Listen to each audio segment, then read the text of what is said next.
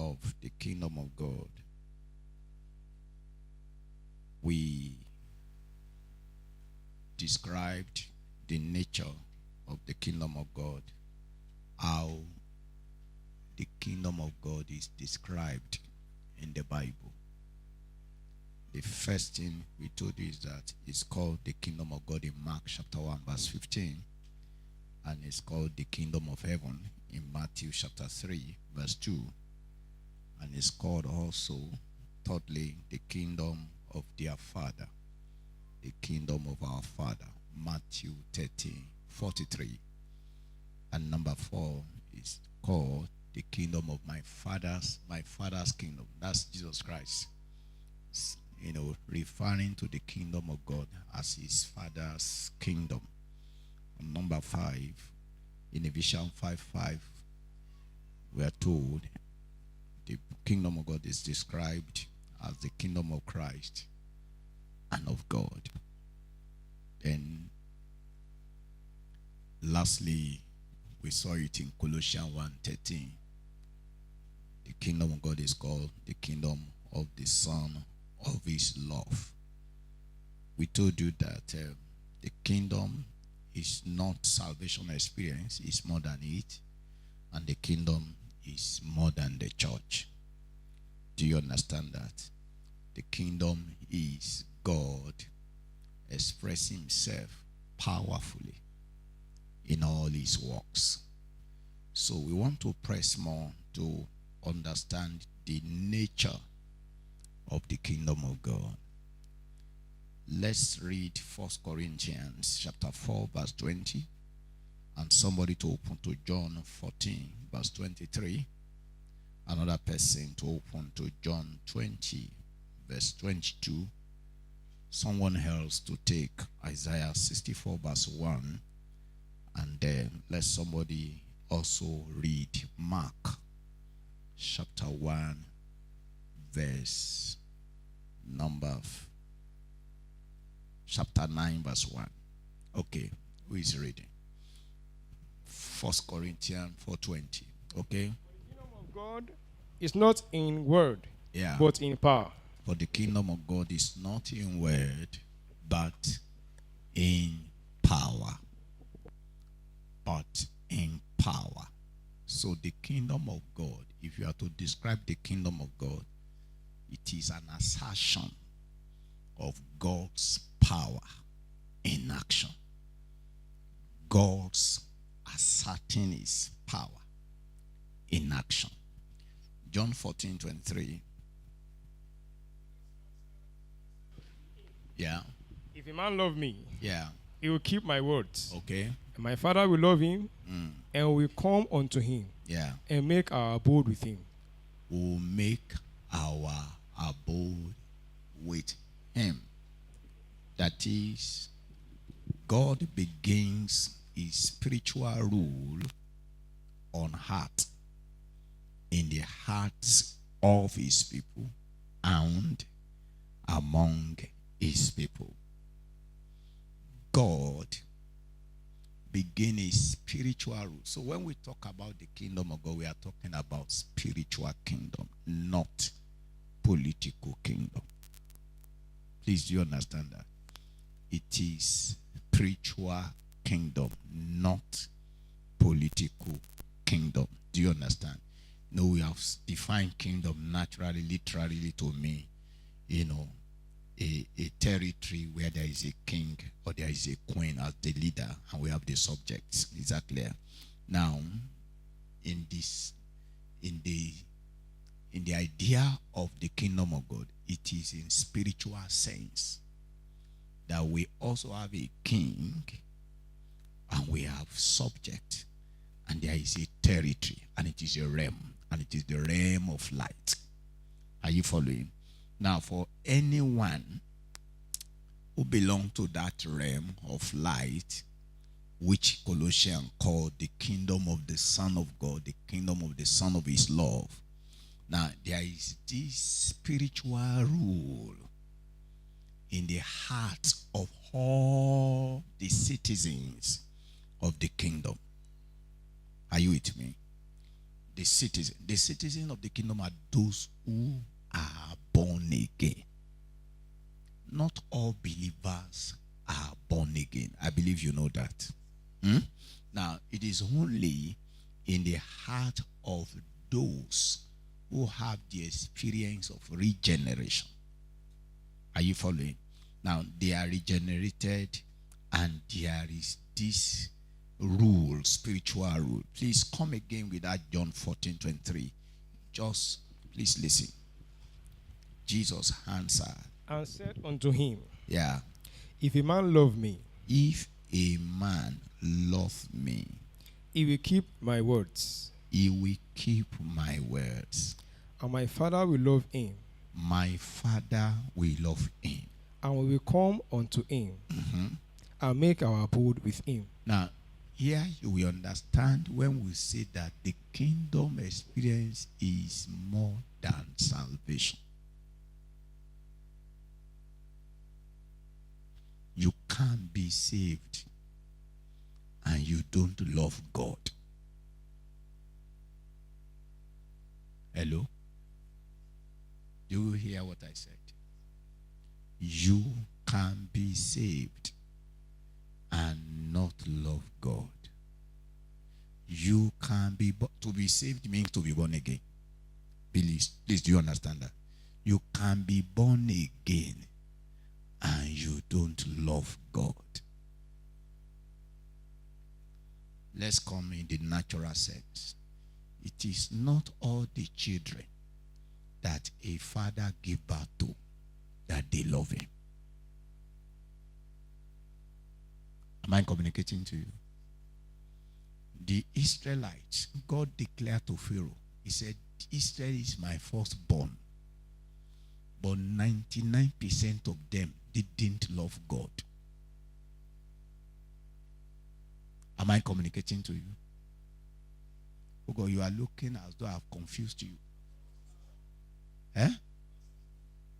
Even as you are sitting down, ask yourself, since the day you claim to be born again, I don't argue with people whether you are born again or you are not born again. It's a matter, it's your matter. Now, and we don't need to be vehement about you are not born again, you are born. No, we don't need. It's not a matter of argument. But you should be sincere to yourself. The day you are no longer sincere to yourself, you are already deluded.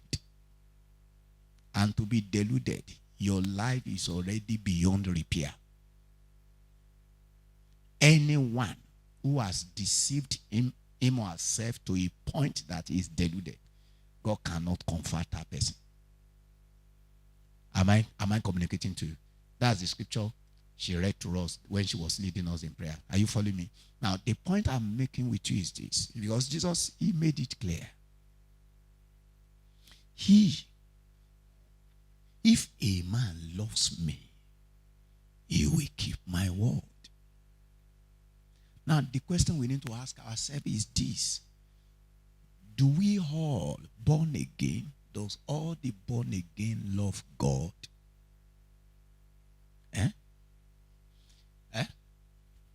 You are not answering me. Is it every born again that love God? Now, please, who was Jesus speaking to here? His disciples. And the first mark of a true disciple is a supreme love for God. Now, there is possibility of a father deceiving his son, father deceiving children, children deceiving their father. Now, but with Jesus, there is no lie, no falsehood, no deception in Christ, no deception in God. Now, he said, if. He didn't say when. He said, if a man loves me. Now, and he's saying that all of you are a disciple because you are following. There is a way somebody can be identified as a disciple. Now, a disciple is a learner. If now you came to sit, you are learning. So by that, you are a disciple. Now, a disciple is a follower. Whenever you are following someone, you are a disciple because you are following. But you are not yet a disciple indeed. The disciples of Jesus, they were into three categories.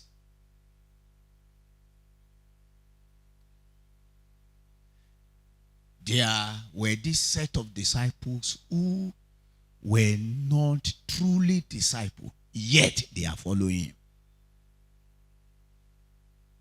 Now, there is this nature in us, in human being, and that is the nature of you doing what you don't like,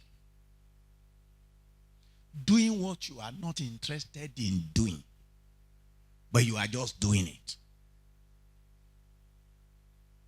It is falsehood. I believe in Jesus. I believe in Jesus. Jesus cannot be deceived. You can only deceive yourself. Now, those who were following him, he knew that some of them, and in fact, majority of them who were following, they were not truly disciples. Those were the ones that left him when he preached hard message. Now, after those set have gone, they still remain. Then we have two classes. The genuine, the true disciple. And there is one of them who is a demonized disciple. Am I communicating to you?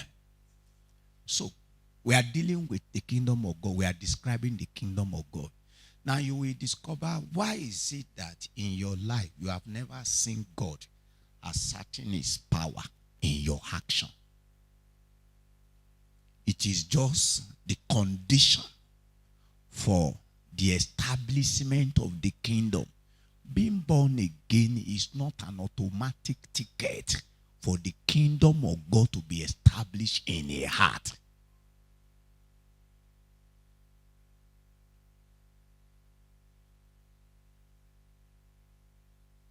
Said, if a man loves me, he will keep my word. Are you following? Then my Father will love him. There is a love that is a gift that God gives to men. The gift of mercy. And God so loved the world, and it is general. If you are going to enter into this second level of love, which is on merit, not on the account of mercy, the condition for God to love you peculiarly is first you showing to him that you love him. I pray God will give you understanding. Are you here? It is Jesus speaking here. My Father will love him. We will come to him and make our home with him. Now, from this Jesus' word, this Jesus' statement, what do you think is the nature of the kingdom of God?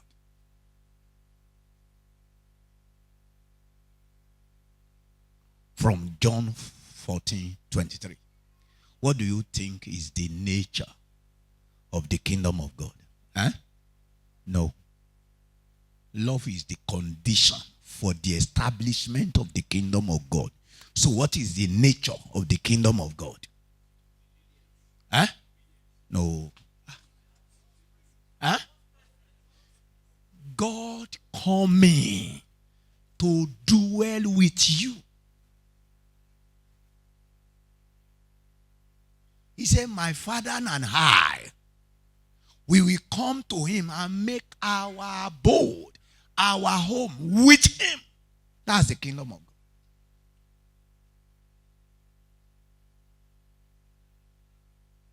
And that is spiritual, not political. Do you understand? And it is first personal before it can be congregational. When Jesus said in Luke 12:32, he said, do not fear, little flock, for it is the Father's good pleasure to give you the kingdom. That kingdom will be given only if that little flock, if those sheep in that little flock display to him that we love him. Oh God. Why is it difficult for God to raise a prophet? And it is easier for God to raise priests. Talk to me. And I'm speaking in the balance of the Old Testament. Why is it difficult for God to raise a prophet? And it is very easy for him to raise a priest. Who will help us?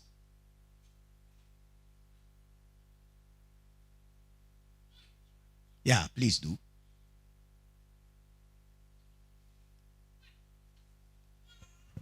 Priest is a matter of duty. It's a matter of do this, this is what they have to do. It's a matter of doing duties. But for prophets, it's a matter of relating with God, to hear him and for God to send them. There is a fundamental truth that you are here to. I'm not talking of the action. Why is it easier for God? Let's come to David here. How is it easier for God to raise priests? And it is very difficult for him to raise a prophet. Praise God. Hallelujah. For God to raise a prophet, the person needs to sit with God and be able to relate with God very well. So I think the problem is in the place of sitting with God, being with God, abiding with God. That's where people don't. Why is it easy for God to raise priests?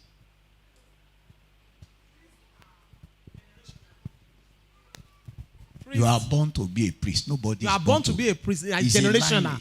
But prophets, they are picked. They are chosen. Now, it's a matter of inheritance. Priesthood is an inheritance. Once you are born a Levite, automatically by birth, by default, you are a priest. You don't need any extra call.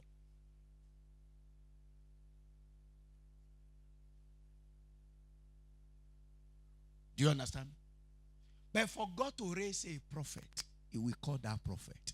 He will probe the heart of that prophet if he loves him before he can now come to abide with him. God doesn't abide with priests.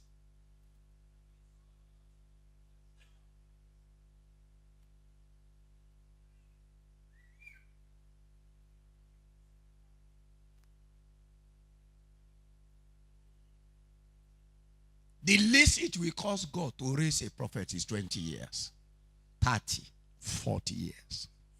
He's still preparing, he's still checking. Because once God is committed to a prophet, it is irrevocable.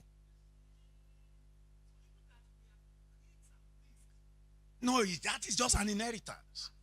That for the fact that you are born again, so by descent of connecting with Christ, you are a priest by default. You are a king by default. But for God to be committed to you, you are. No, God of the, I always tell you that the capital L-O-R-D of the Old Testament, the Lord of Old Testament, is Jesus Christ of the New Testament.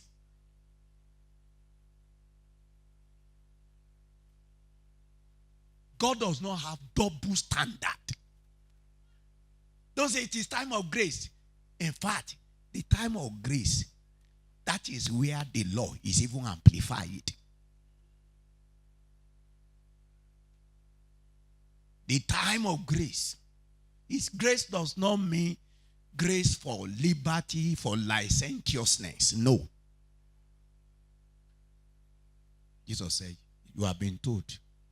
He was telling the Jews that you should not murder. He said, I tell you, if any one of you get angry against his brother, he's already a killer.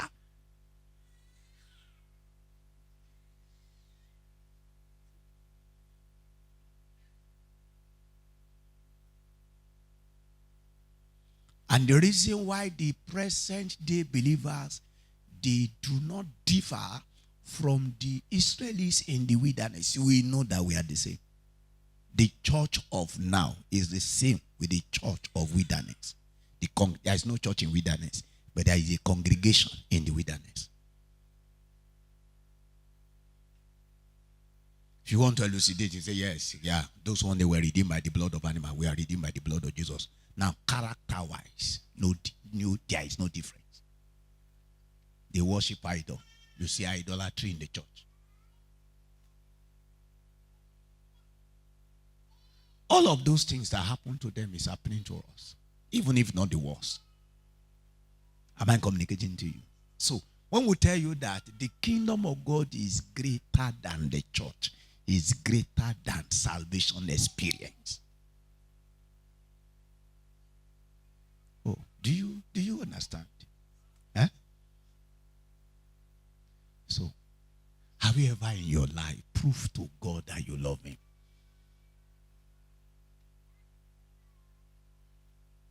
How do we prove to God that we love him?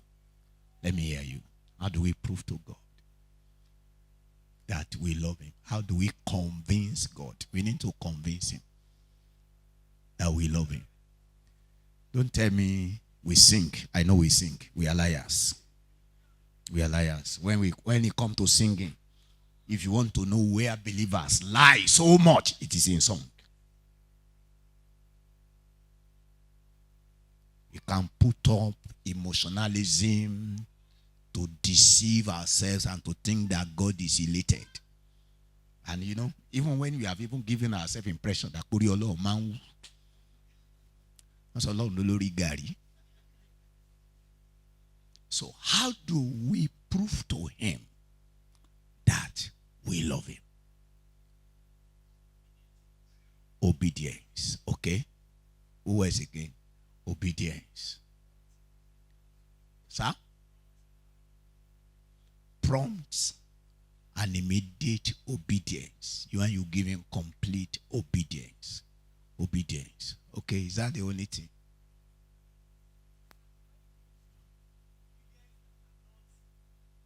I don't know what language to use. Obedience like going to kill your son. Absolute obedience. Sacrifice. Giving. When you give to him. Because how God display his love to humanity is that he gave. So if you also want to convince God that you love him, you will also give him. Not just your tithe. First, your life. Your life, 100%.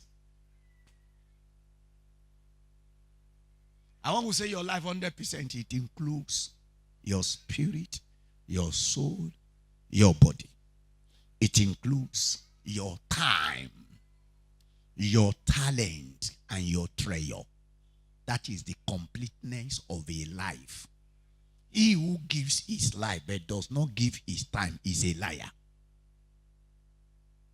He who claims that I've given God my time but does not give God his talent is a liar.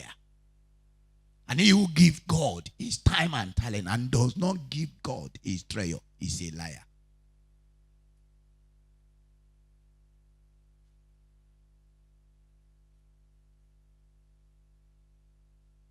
Obedience. That's what he said here. He said, if a man loves me, he will keep my word. And my Father will love him. Obedience. If you love him, you will give to him. He will, when God comes to make not just ordinary demand, unreasonable demand, difficult demands. Difficult demands. Have you ever emptied your account? Not that a pastor told you to do it. That you hear him say your entire resources.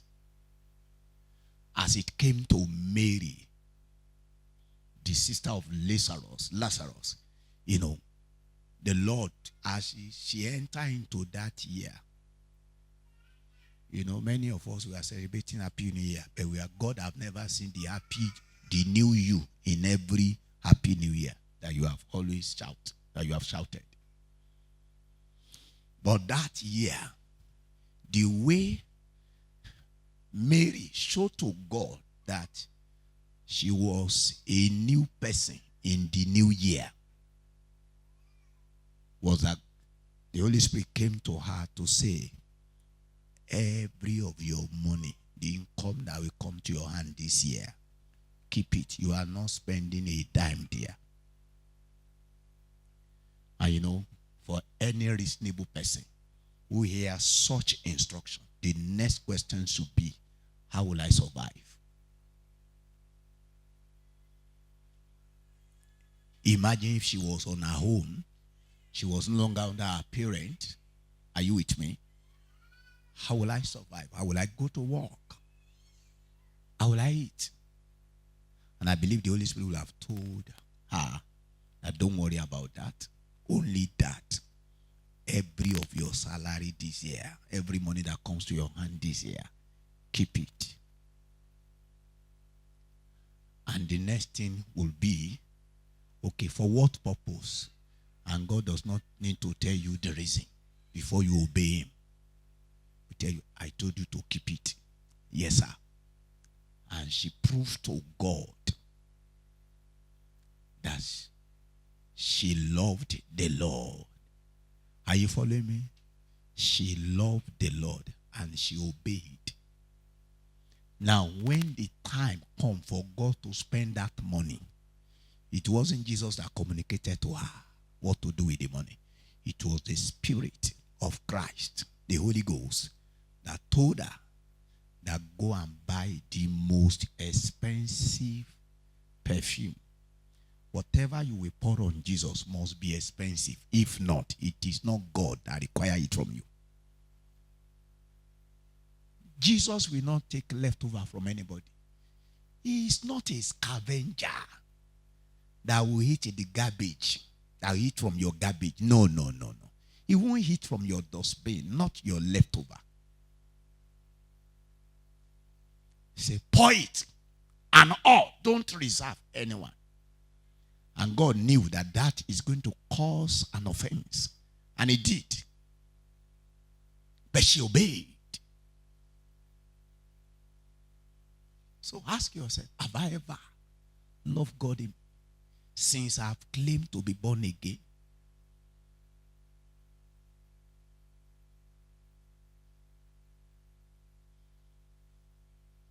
If you love him, another way to show to him that you really love him is that you be jealous for him.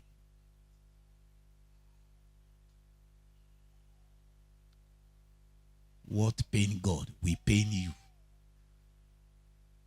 The sickness of Lazarus was a pain to the Spirit of Jesus. And same thing was to Mary. Compare the weeping of Mary and Martha together. One carries weight. One is just light, very light. It was just a customary weeping so that people will not think that this sister is wicked. That was why Martha was crying. But for Mary, it was a serious cry, a profuse weeping. She was crying profusely. Not because she was looking for an accolade or commendation from anybody. It wasn't for a comium sake. It was just because she loved him that Jesus loved.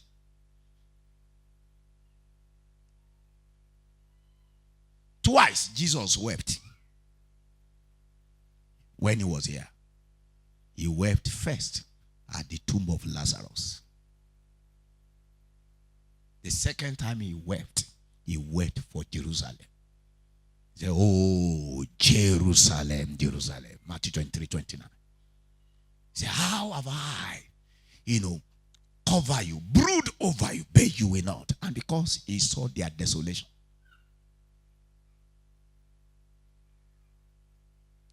His love for Lazarus. So, how will I show to God I love him? What pain him must pain me. I must be jealous for him. David proved that. Say, who is this uncircumcised that is defiling the name of God? And he was ready to die. Taking that challenge was asked to sign his death warrant. Am I communicating to you? So spiritual rule is not cheap.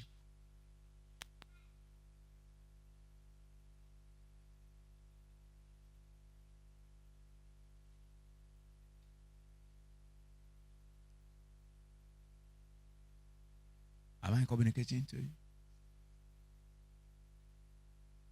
It's a spiritual rule. Said, if a man loves me, if any woman, any person loves me, he will keep my word. Then my Father will love him, and we will come to him and make our home with him. Do you learn to that point? Eh? Can we read 20:22? John 20:22.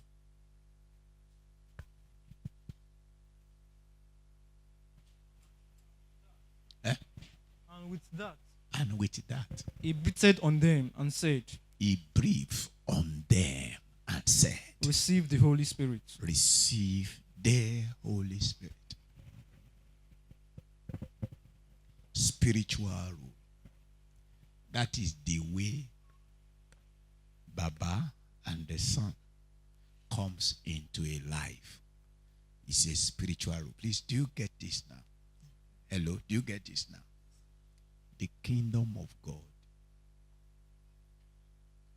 is God ruling, reigning on this earth spiritually in the hearts of his own people. By implication, you are not his people practically until the kingdom is in you. You are his people only by creation.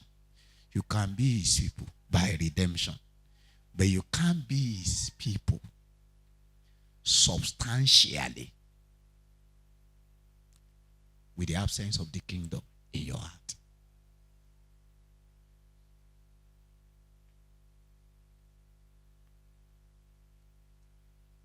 There is no hope of glory on earth when there are believers who are destitute of the kingdom of God in them.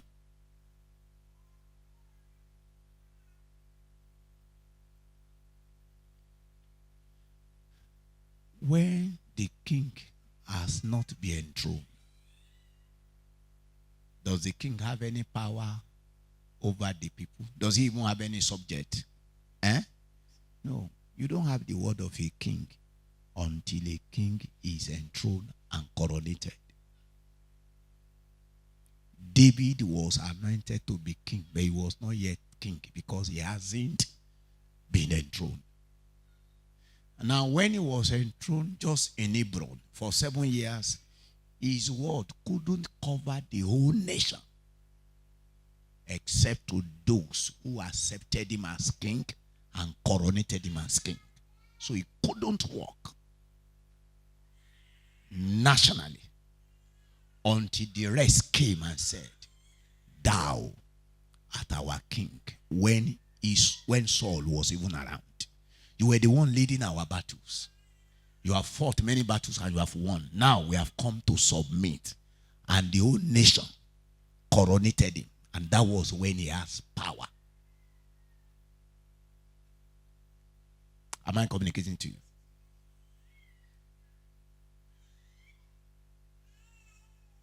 We are dealing with the nature of the kingdom of God. Please don't be confused. Because one of our problems is that we love to be complacent with our level. We don't want to aspire. Say, I thought that Jesus is already in my heart. No. What we are asking is, we are the first thing we read, that for the kingdom of God is not in word, but in power. Where is that power with you? And you don't just need to confuse yourself. The matter here is a matter of, do I really love him? Have I displayed to God?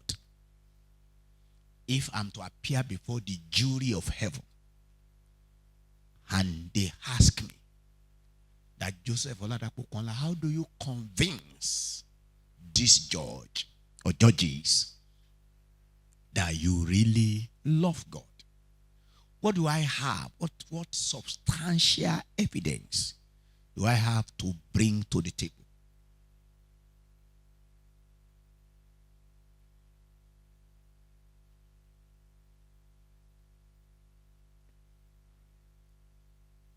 So, the kingdom of God is when God comes into the world with power.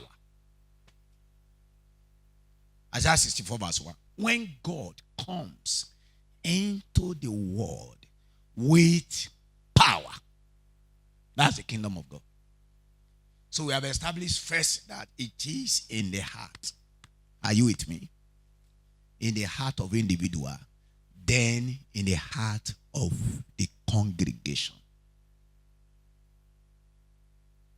Please, are you with me? In the heart of the congregation. When God is the one reigning in our midst, when he's the one ruling in our midst, when we are not mechanical and we are not, and that is when we are not just a club. That's when we are not just a refuge center. That's not when we are a refuge center. That's when we are not just a cinema house, a clubhouse. It is when God reign and rule in our midst, such that the need of a brother, the need of a sister is being communicated from heaven to a brother or to a sister, and that person goes there and says, the Holy Spirit told me that you are in need of this. And the brother or the sister say, oh, hallelujah, I just presented my need yesterday. So time. Am I communicating? That's the kingdom of God. There was a missionary in Africa that they wanted to kill. The king wanted to kill him. Now, his local church at home in abroad in England, I think about 13 of them came to service that day. And the Holy Spirit told them to intercede for him. He didn't write to them. And the king was advancing towards his house to kill him.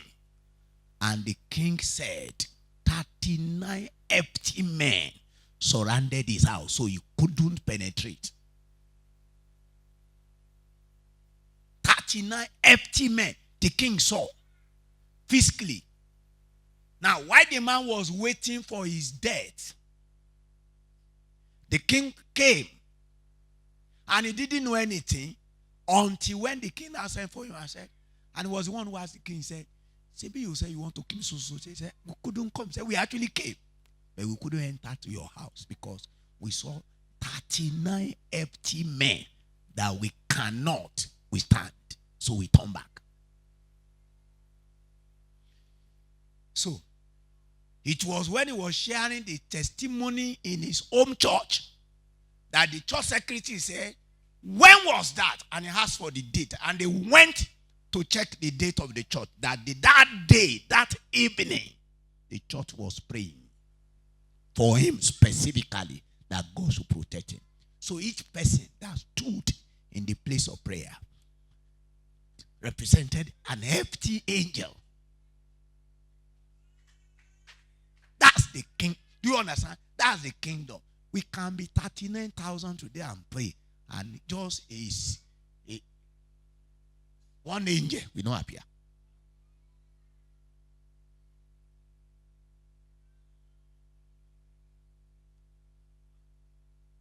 Please, do you understand what we are talking about? So there is a spiritual ray individually in our heart, and God coming to a particular local assembly, not minding the size. The church has nothing to do with size, but with the kingdom giving.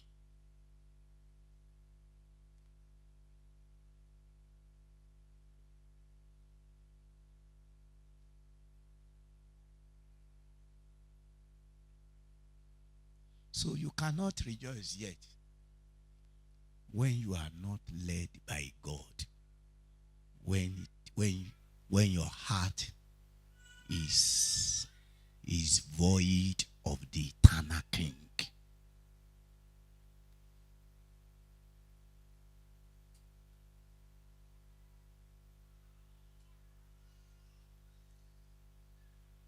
When you can't be precise with God reigning, not just assuming. You know, many of us, our Christianity is propped. How do we prop our Christianity? You prop your Christian life with messages on social media. Let me go to this person's page and read something, and you are just there. You prop yourself, and with those messages, your life collapsed.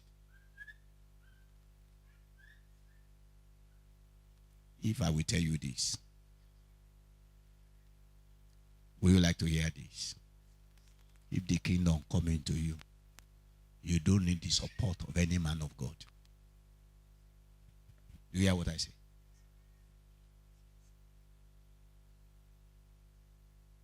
You don't need to be looking for meetings.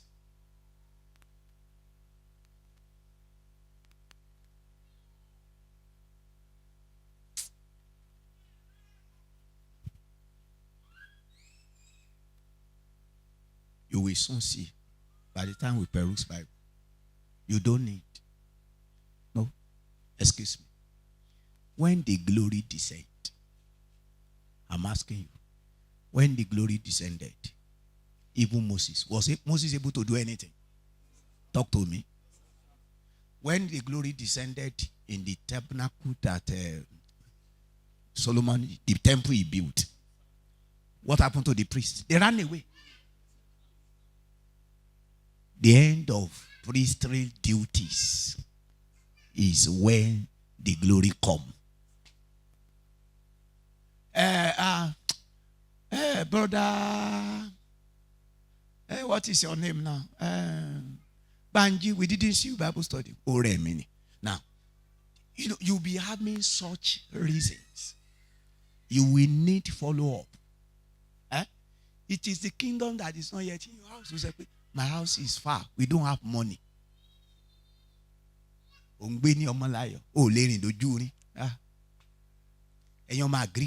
Because the kingdom is not there. Oluso, when he was just a celestial boy, and he was living a terrible lack that time. This Oluso, we trek all the way from Agbowo to Juni. Even the parents were confused. They went to it was as though I charm Oluso.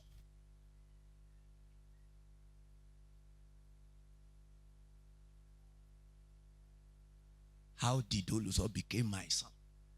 Himself and his wife. September 14, 2014. Abi. Is it September 14? They were in my house. That Monday night, I was crying about an event that happened. I was crying over my brother. God said, stop crying. I have given you a replacement. He said, Diolu is now your son. While I was weeping my living room, crying profusely. He said, stop this cry. I said, who? He said, Oluso. And they were in my house. I called him. I call his wife. Do you remember? I was telling the two of them. I think I was still in tears communicating to them. There was this heaviness in my spirit. I was crying profusely.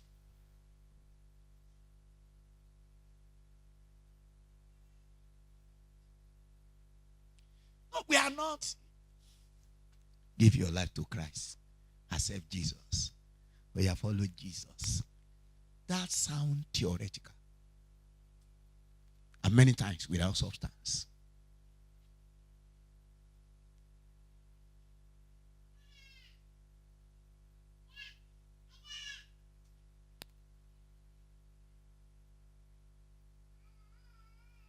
Now, he was coming. Nothing in view. I think that time, in his church, they would have been giving him money. I have never given him anything. In those days, no money was in view. Am I communicating to you? No money. Nothing in view. I will just be coming like that, like that, like that, like that. Himself and his wife. Himself and his wife.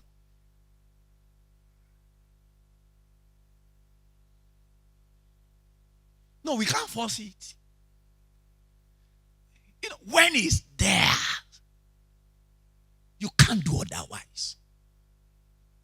Do you understand? The kingdom of God is real. It's real.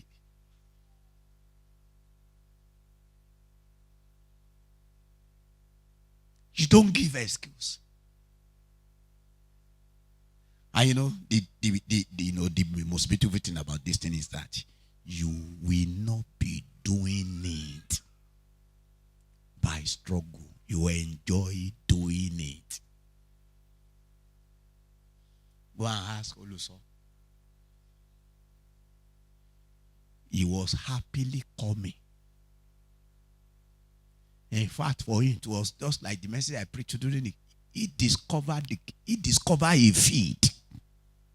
The kingdom was doing that. I've discovered where I must pour my life. Do you understand? Many of us who believe Jesus, who claim to be born again, we are tantalized to believe Jesus. You understand what I mean by tantalized? You were tantalized to say, this Jesus, it will make your life better. He will give you a house. If you can accept Jesus Christ, you become rich. Because of you, Jesus became poor so that you can be rich. When you are tantalized like that, go and check Bible. Such preaching is not the gospel. It's another gospel. God have never introduced himself to anybody to say, if you follow me, I will make you rich.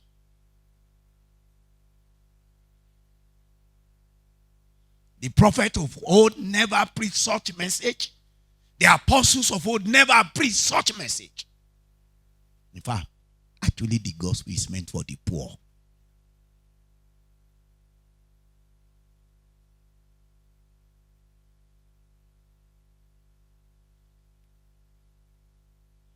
And when the rich come to follow Jesus, they'll say, let's first of all deal with your earthly riches. Go and sell them all. Become poor so that you can become teachable. Say that kind of gospel you will believe. No. Do you understand me? The gospel we preach today, that once you have money, we'll be thinking of making you a pastor and start a parish in your house. No. Jesus is, no, why would the owner, he that is all sufficient, covet your things? Why should he do that? It's a misrepresentation. On a man of God to see that you are rich and say, please come as you are. Jesus is interested in your money. That's a corruption.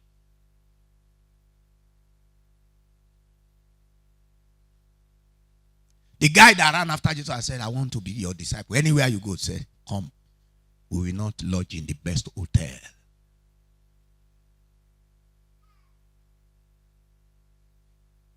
Even in discipleship, even in mentorship, when people want to look for mentor, they look for a man who is a celebrity.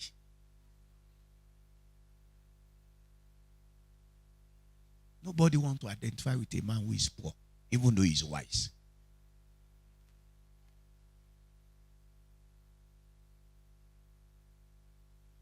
I pray God give you understanding. So before God come into the world, let's first deal with your heart. Let him confess to your heart.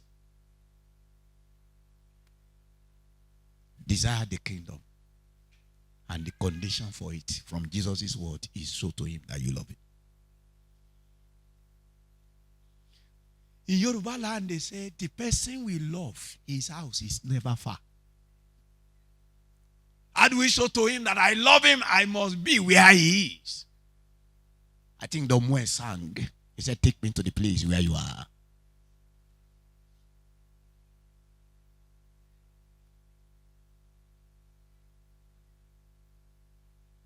You don't give an excuse. Hello?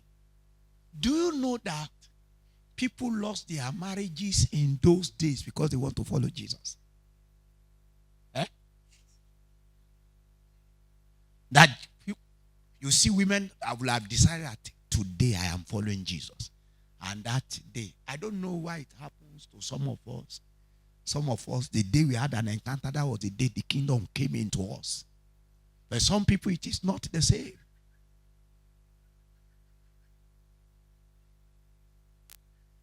You just see this person acting crazy. Say, I have decided to follow Jesus. Say, take the whole world. Give me Jesus. Say, I am satisfied. They said, no, don't take the whole world. I want Jesus, and I also need to be happily relevant.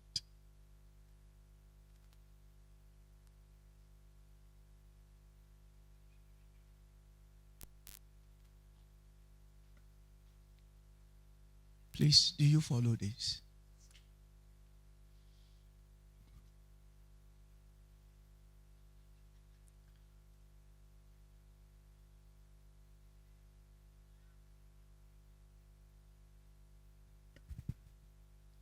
Spiritual rule. First in each of our hearts. Then in our company. If we are 10, if we are 20, and the kingdom of God is in each of our hearts, we have already formed a colony of the kingdom. The colony of the kingdom of God. How do we know that? We will not jambarino about it. We will not be doing jamboree and be saying, Oluwa wala newa udabira la newa Oluwa wala newa udabira around that. It's about practically seeing God coordinating us without coercion, without cajoling, without human manipulation, without a mechanical thing. It's just working smoothly.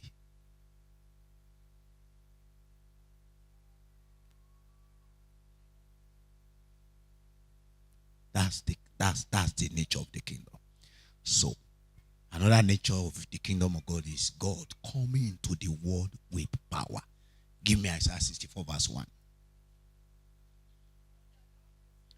Oh, that thou wouldest rend the heavens. That thou wouldest come down. That thou wouldest come down. That the mountains might flow down as thy presence. That the mountain will flow down.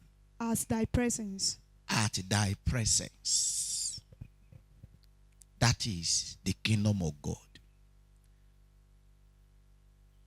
And that was what happened at Jordan. That was what happened at Jordan. Are you following me? Heaven opened. And the Spirit of God came down in a bodily shape of dove and landed on Jesus. It did not only land, rested. John said, remained.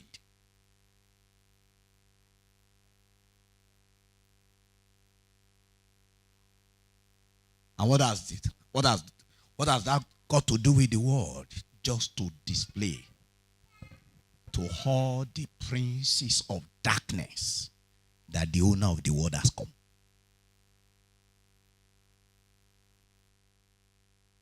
So when you see God asserting his power, it will not be in the spirit, it will be visible. Do you understand? When God comes down into the world, he comes upon someone. Or he comes upon some individuals. And it's to display power.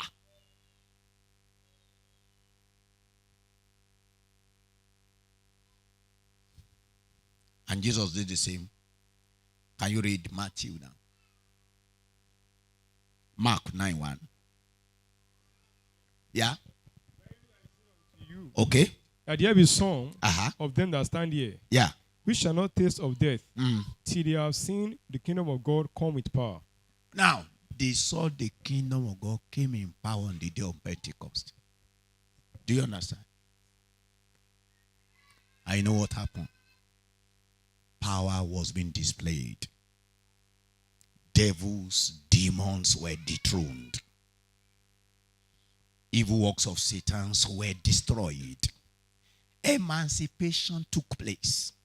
People were delivered. There was a rush.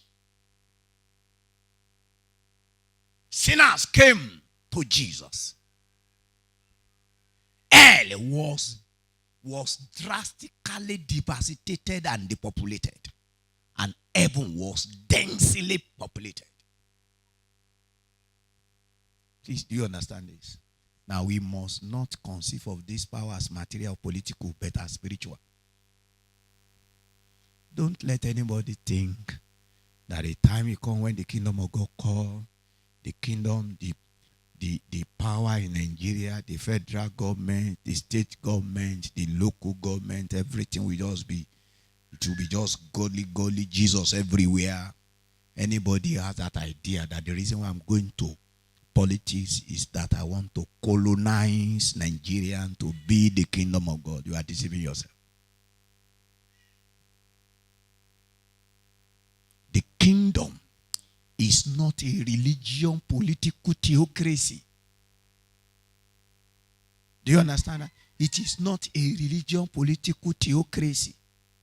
Religion, political theocracy is that somebody say, I am a pastor, and the Holy Spirit told me I'm going to become a presidential aspirant in 2027 because God has said, I've given Nigeria to you. It's all right. We don't need to argue. Many people, they came and have said that. Nothing happened. It is not a religion, political theocracy.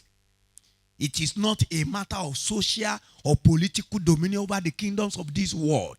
Can you give me John 18:36?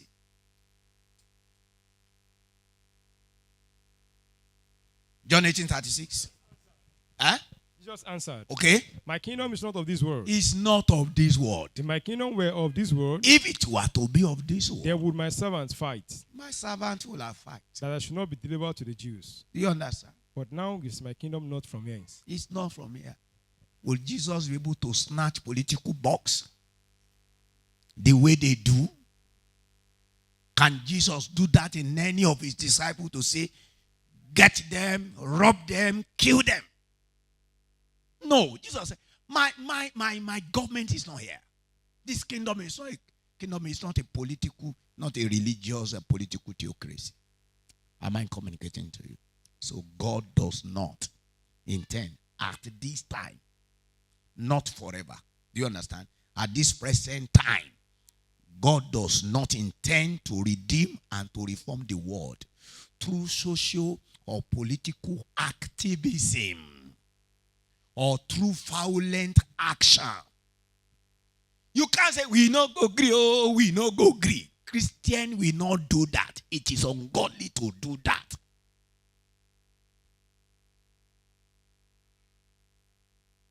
We are Nigerians. We fight for our freedom. At this time, Jesus is not interested to redeem and reform the world through social or political activism or through violent action. Now, let's just reduce it. Just give me Matthew 26:52, just for you to see. And that's where we are going to stop today. We'll continue next week. Yeah. Put up again thy sword into his place. Do you see now? That was Brother Peter, he had already succeeded to remove the hair lobe of one of the sons of the priest. Are you understanding? But Jesus said, no, Oga Parabale. I will reign and I will rule, but that is not true violence. Do you understand? No, there is no place in the Bible where Christians are authorized to carry AK-47 or to carry sword to fight.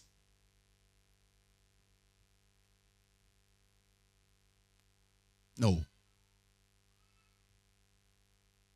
There is no scripture. No, we don't have scriptural warrant for such violence. Have you finished it? No. For all they that take the sword shall perish with the sword. It's a rule. And it's a kingdom rule.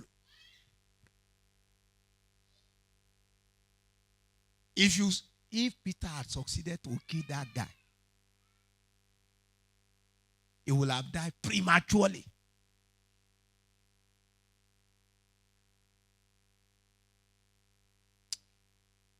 Do you understand to that point? Pray. Lord, I want to love you. And I want to begin to show to you that I really love you. The way for me to show that I love you is to obey you. It's to go to places where you are, to love who you love. And to give sacrificially whenever you demand. Show me this mercy, Lord. Please pray, I want your kingdom. Please tell him, I want your kingdom. You should be sincere if you have never experienced the spiritual rule, the Father coming to rule and to reign in your heart. Lord Jesus, do this for me in mercy. Do this for me in mercy.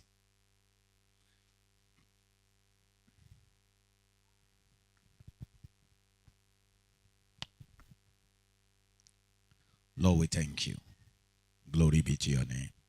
We ask that you will help every one of us to begin to display to you that we really love you. Because one of the marks of a true disciple is supreme love for the Lord. May we show to you that we are truly your disciples. In the name of Jesus Christ. As you have taught us today, may we not just be mere theorists. May we be doers of your word. Thank you, Father. Glory be to your name.